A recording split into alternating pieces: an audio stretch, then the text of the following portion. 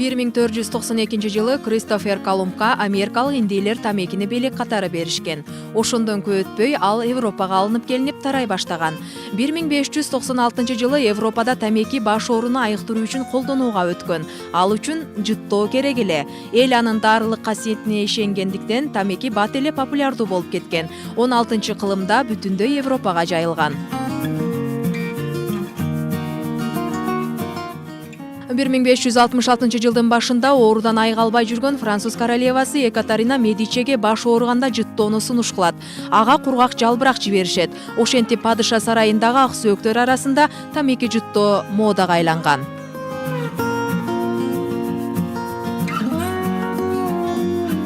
1634 жылы Европадан Россияга келет. Ал эми биздин өлкөбүзгө орустар келе баштагандан кийин тараган. 1977-78 жылдары СССРдын тамеки кутуларынын сыртына Саламаттыкты сактоо министрлиги эскертет. Тамеки тартуу сиздин ден соолугуңузга зыян деген жазуулар жазыла баштайт.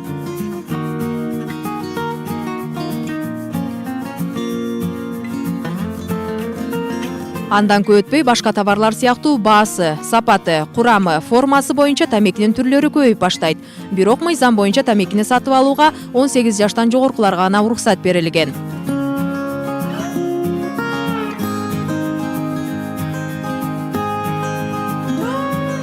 Ден соолук комитетин билдиргенине караганда чылымды катуу тарткандардын өмүрү 8 жылга кыскарат. Жер шарынын калкы жылына 12 миллиард пачка папирос жана сигарет тартат. Ыргытылган тамеки калдыктарынын массасы 2,5 тонна болот.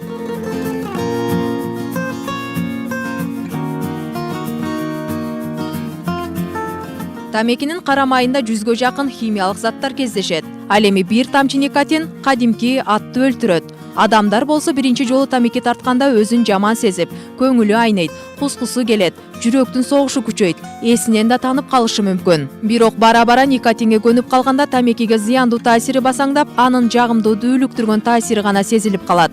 Тамеки тартканда өпкөнүн рак оорусу менен 10 эсе, кекиртек рак оорусу менен 6-10 эсе ооруп калуу мүмкүнчүлүгү артат.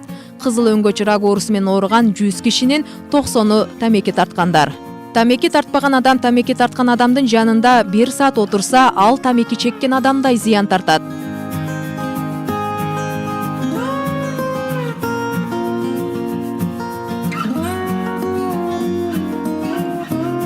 Статистикалык маалыматтарга таянсак, тамеки тарткан аялдардын төрөгөн балдарынын 40%-на чейин өлүмгө учурайт. Никотин кан тамырларынын ички бөлүгүн сезгентет. Тамеки тарткан адамдар стенокардия, ошондой эле кургак учук, бронхит менен оорушат. Ананда никотин С1, В1, В2 витаминдерин 20 эсе азайтат. Эгерде папирос чексең 3%, сигарет чексең 6% никотин уузатын өзүң аласың.